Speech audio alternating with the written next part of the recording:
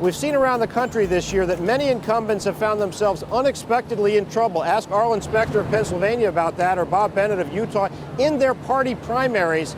And Carolyn Maloney, who is a veteran incumbent in New York, who represents many of the people who work on Wall Street, has got a primary challenge from Reshma Saujani, a hedge fund lawyer, young, new generation Democrat trying to knock her off. And Reshma, welcome. Thanks for being with us. Thank you, John. I'm excited to be here. Let me ask you, first of all, you've talked about anti-Wall Street populism going overboard in Washington. Is your campaign Wall Street's revenge against a Democrat pushing through financial regulation? Absolutely not. I'm not pro-Wall Street. I'm not anti-Wall Street. I'm pro-New York and pro-jobs. And I've talked about the fact that a third of our tax revenue comes from the financial services industry, and Albany can barely balance the budget.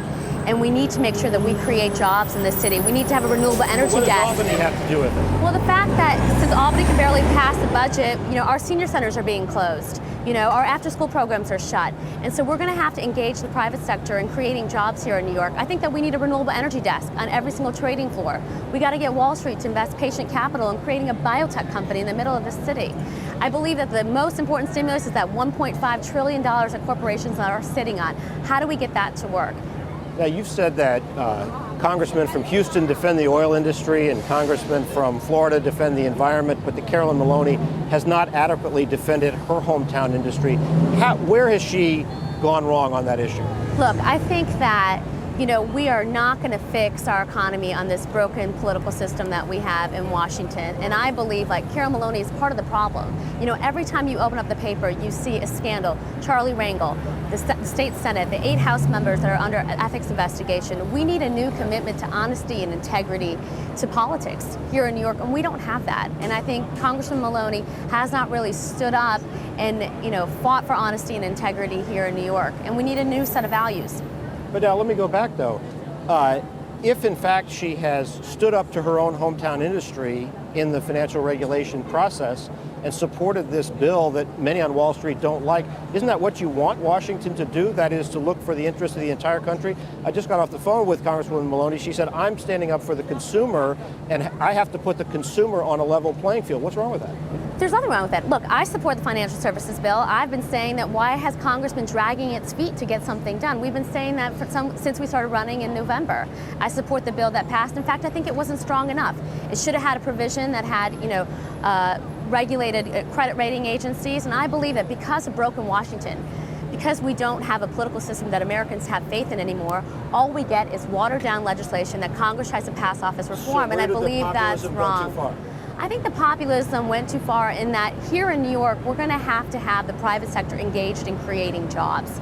Because our industry is highly reliant, because we're highly reliant on the financial services industry, I want Wall Street to sit around the table and figure out how we create a renewable energy desk, how we create a solar panel on every single building in New York City.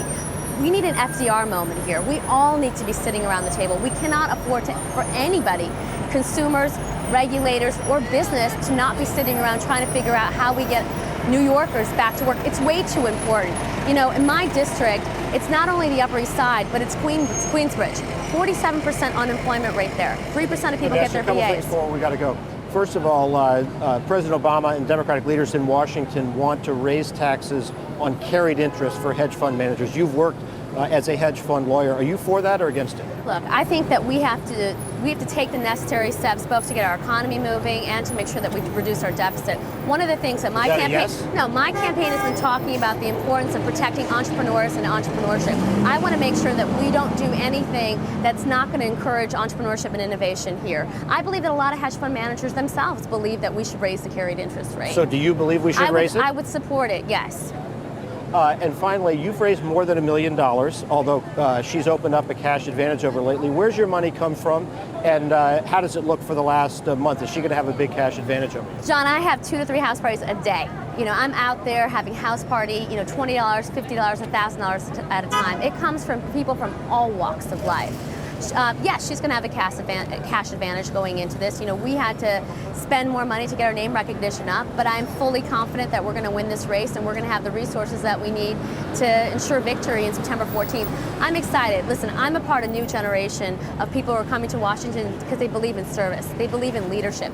They believe that right now the system is not working for anybody.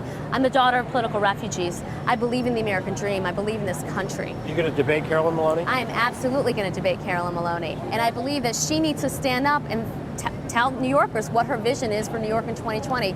No one is entitled to this seat. She has to earn people's votes.